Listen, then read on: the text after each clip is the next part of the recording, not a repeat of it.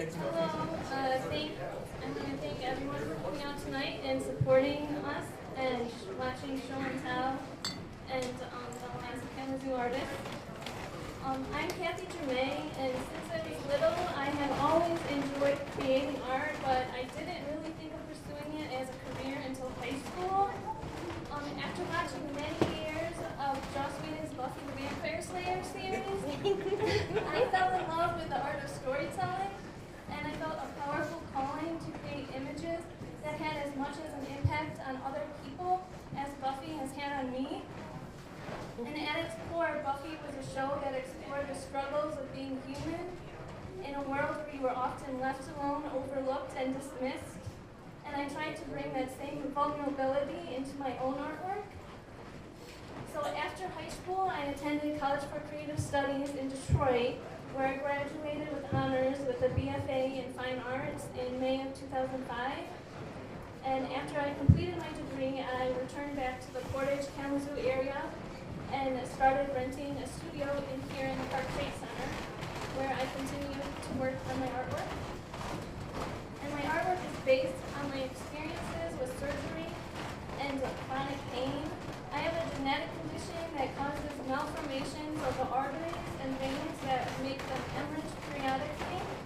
And in 2003, I had one of these AVMs in my bone, which the doctors removed during surgery. And during surgery, they had to spread apart my ribs. And when they did that, they tore all the nerves in my back, which resulted in chronic pain. And since then, I have undergone 2 more lung surgeries and 12 more surgeries to treat the chronic pain that was caused from the first surgery. And so because of this experience, my artwork sheds light on the incidents where the side effects of medical intervention don't necessarily outweigh the possible benefits of that intervention. And so due to our similar experiences, I am a huge fan of Frida Kahlo. And she's a Mexican artist, and she had a trolley accident when she was 18. And this accident, it had a lasting effect on her for the rest of her life and caused her to have over 30 surgeries in her lifetime. And in her artwork, Frida often depicted her physical and mental pain through a surrealistic style that I tried to emulate in much of my artwork. And the title of my piece is After Surgery, and it's an oil painting, and it's about 3 by 4 feet. And in the piece, I was trying to emulate Frida Kahlo's The Broken Column, where she shows her spine as an intricately carved stone pillar that's crumbling apart. And instead of showing my spine, I chose to cut away the section of my torso that was affected during the surgery. In The Little Deer, also known as the Wounded Deer, Frida paints herself as a deer riddled with arrows. My response to this painting was a piece that I titled The Wounded. In this piece, I portray myself with the wound of my lung surgery on my side, and the deer lays on my lap, and it also has it also has a wound that mirrors my own. And in this painting, the deer is meant to symbolize Frida, and we're both sort of comforting each other in our shared suffering. And then art historians believe that Frida's painting roots depicts her struggle with fertility and her desire to have children. The vines that sprout forth from her torso are her dreams of bringing life into this world. However, they search for a place to lay down roots on a barren landscape. And my 11 by 14-inch oil painting titled The Daughter of Frida Kahlo is an answer to her desire. In this painting, a baby version of myself is being held by Frida, who is partly a tree. And for myself, I used one of Frida's devices that she often employed by depicting myself with an adult head, but a baby's body. I painted Frida as a tree in order to show my familial affection for her and her impact on my art.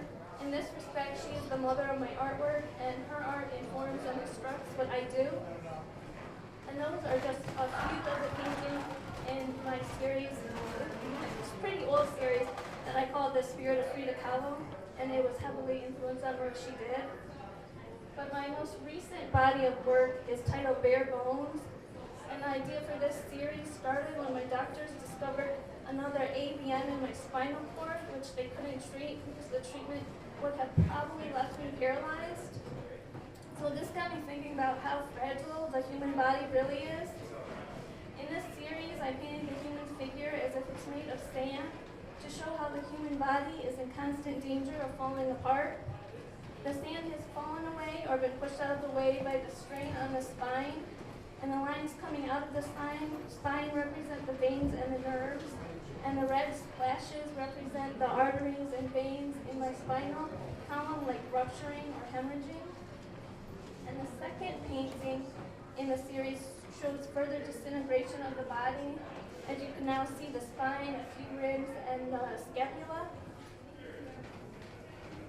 And then in the third painting, the figure is lying on the ground, struggling to pull itself up, and the vertebrae, you can see they're falling out of place. And if they are seen together, you can see that the veins and the nerves of one painting sort of flow into the next painting. And I intend to carry the theme out into like a fuller body of work where each progressive painting shows the body in a further state of disintegration. And hopefully the last painting will probably show just a pile of bones. And I've been also thinking about making sculptures out of the pieces, but I'm not exactly sure how I would do it because sand would be way too heavy for me to move around. But in response to the series, I also created smaller images. They're like 12 by 12 inches or smaller, and they're like transfer images of my original pieces, which I painted on. And I added gears in the background of these, and they symbolize a spinal cord stimulator that I had implanted for my chronic pain. And on a more lighter note, I'm not all dour and depressing, but on a lighter note, I am doing another series of small works that I tell the truth behind the image. And the series is heavily influenced by Barbara Kruger, which this is one of her images. She's a New York-based artist who uses photos from propaganda and advertisements, and then inserts her own text to draw attention to issues such as the inequality of the sexes or the destructive forces of mass consumerism. And this one is where you can obviously read, "We don't need another hero." I'll sort of off a little bit, but. And then I shot "Therefore I Am." And face it, this fantastic outfit is really ridiculously overpriced. And so in this body of work, I explore the impact mass media has on society. The images that we are bombarded with every day no longer represent reality. They contain people and objects that are tweaked, photoshopped, digitally corrected, and surgically enhanced. Since the technology alters the images has become almost impossible to detect, children and adults have an unrealistic idea of what the ideal body, product, society, or life should look like. So in these mixed media paintings, I use mass-produced photography from advertisements and magazines to explore the underlying values that we are unconsciously learning from the images that we see. And in Unreal, I used a photo of a prominent supermodel, Gigi Hadid, and painted her unzipping her skin to reveal the mechanical gears inside the body, trying to draw attention to the fact that all her images are digitally retouched, and there are probably medical procedures photoshopped to achieve the body that is considered perfect, but is essentially manufactured and depicts an unnatural expectation of beauty. And Open for Business depicts a model in an awkwardly sexual pose, making us ask, what is she really selling, a pantsuit or the pervasive idea of a woman's body up for sale? And in 10-Day Cleanse, I poke fun at the juicing and cleansing trend. I continue to be baffled that people who want to be healthy think it's a great idea not to eat anything for like days on end. I don't see how that's healthy, but and this is the handbag myth, and it sort of explores the prevalent capitalist ideology that we are only as good as the things that we have. And this is What a Girl Toy Wants. It explores how we shape young girls' beliefs about being a female, that being a female is by all the toys that they play with. Like from the time they're born, girls are bombarded with toys that tell them that a girl is all about beauty, fashion, cooking, and sewing. And here's just a short story from my youth, that when I was little, I wanted a little children's woodworking set, and I eventually got it for Christmas, and I was so excited about it, but then my uncle saw it, and he told me that it was a boy's toy, and that I shouldn't have wanted it. So then I was all confused, like, oh, should I not want to play with this? I did it anyways, but still, that's the same thing that I'm going for here. And this piece explores how we limit what a girl thinks she can become by the toys we give her to play with.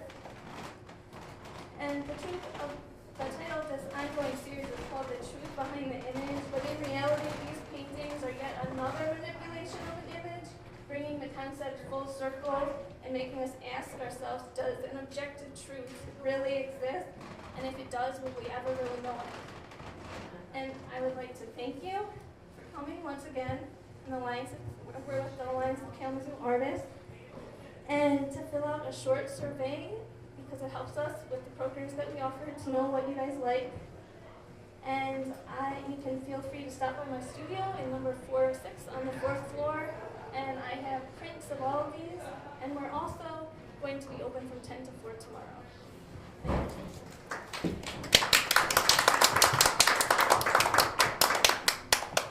Latest work is such a departure from what you did before.